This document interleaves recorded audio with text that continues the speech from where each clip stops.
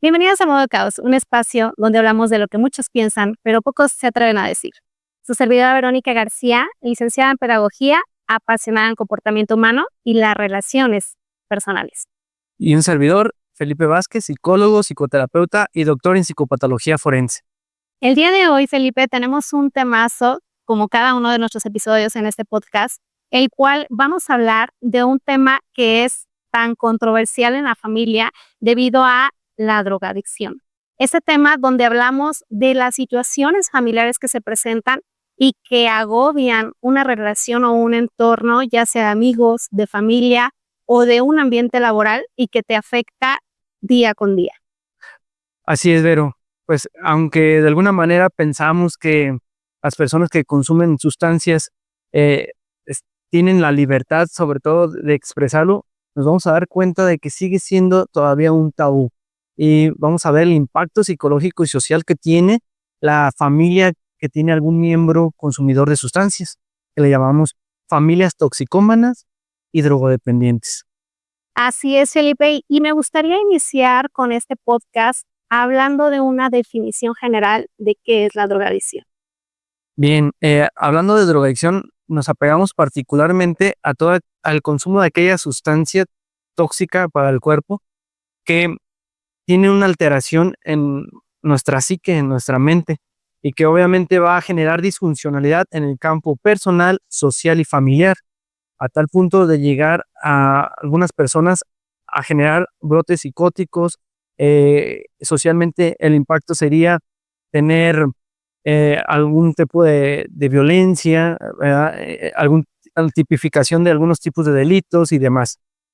En ese caso, Felipe, ¿por qué se sigue considerando un tabú este tema de las drogadicciones? ¿O qué es lo que hace que se considere un tabú? Lo que pasa que no por normalizar el consumo de sustancias significa que esté aprobado. Incluso es más común en nuestra región hablar del tema de alcoholismo como un consumidor social o un bebedor social, pero dedicarse a incluso hacer una investigación donde las personas puedan asumir que consumen metanfetaminas, cristal, cocaína, todavía sigue teniendo ese impacto. Y es un secreto a voces que aunque lo consuman, la gente prefiere decir que solamente utilizan el alcohol como un medio social, sin referir a que recurren también a otro tipo de sustancias. Por eso sigue siendo tan tabú esta dinámica, pero en el mundo social sigue siendo todavía discriminatorio quien lo utiliza.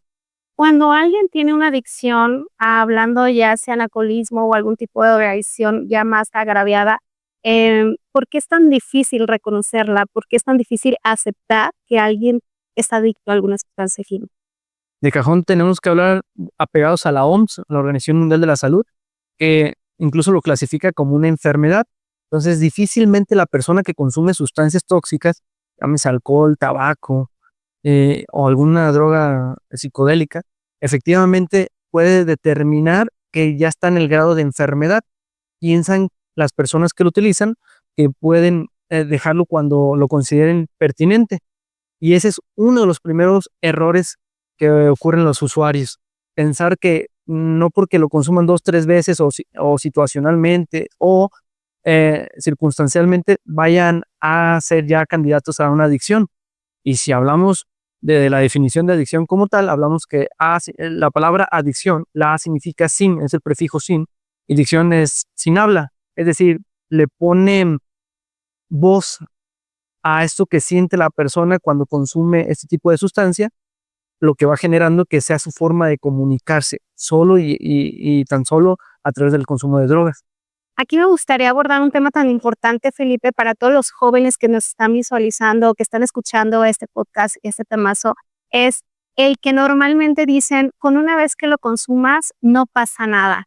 Eso es un tema que normalmente trae en controversia porque tu amigo te dice, pues consúmelo, no lo vas a volver a ingerir. Y sabemos que no es así. Normalmente para que algo se convierta en adicción, va de la mano el que no es solamente consumirlo una vez, sino que es algo cíclico y dependiente de una sustancia al momento que la consumes, ¿no? De acuerdo. Incluso algo muy importante es el contexto inmediato de la persona que utiliza algún tipo de sustancia. No es lo mismo una persona que utiliza el alcohol por primera vez, un consumidor primario, y que tiene una mala experiencia por haber consumido, porque lo avergonzaron, se orinó, tuvo algún tipo de exposición social y prefiere evitarlo nuevamente para no perder el control, a la persona primaria que utiliza el alcohol y que tiene, por ejemplo, el alma de la fiesta, comienza a conquistar mujeres, la gente lo empieza a buscar, se da cuenta de que se desinhibe socialmente, y entonces va a replicar esa conducta cada vez a mayor intensidad para tener un efecto pues más exitoso. Entonces, depende mucho del contexto social y el refuerzo que tenga después de consumir esa sustancia para que realmente vuelva a repetir el consumo del alcohol o de las drogas, ¿verdad? ¿Crees que en este caso, Felipe, se puede relacionar con con la personalidad o las emociones de alguna persona en particular? ¿Por qué hablo de este tema? Normalmente, yo he identificado algunas personas que dicen, es que cuando yo consumo alcohol, me siento diferente, me animo a hablar con la gente, me hago más sociable, soy más empático, o consumo drogas y me siento más fuerte, me siento más seguro. ¿Crees que se deba este factor, el que influya las emociones dentro de una persona para poder seguir consumiendo ya sea alguna droga o algún tipo de alcohol?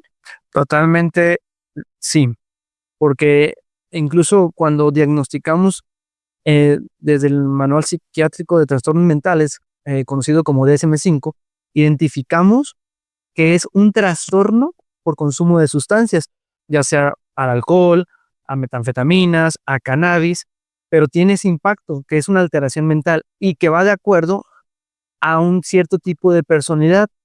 Es decir, hemos visto la comorbilidad, que es que haya 2 o más enfermedades mentales en la persona que consume alcohol o drogas. Puede tener algún trastorno de ansiedad, puede tener algún trastorno depresivo, puede tener algún trastorno de personalidad, una persona narcisista, una persona dependiente, una persona límite de personalidad, que son literalmente trastornos de personalidad. Entonces, es difícil que nada más puedas encontrar, me atrevo a decir, imposible que puedas encontrar más un tema de una persona alcohólica, la voy a decir como tal, sin que tenga algún otro trastorno comórbido o a la par de. Por lo tanto, pues son más proclives este tipo de personas a buscar este tipo de sustancias para ser más funcionales. Y es algo que normalmente el usuario no conoce cuando llega con nosotros al área de la salud mental.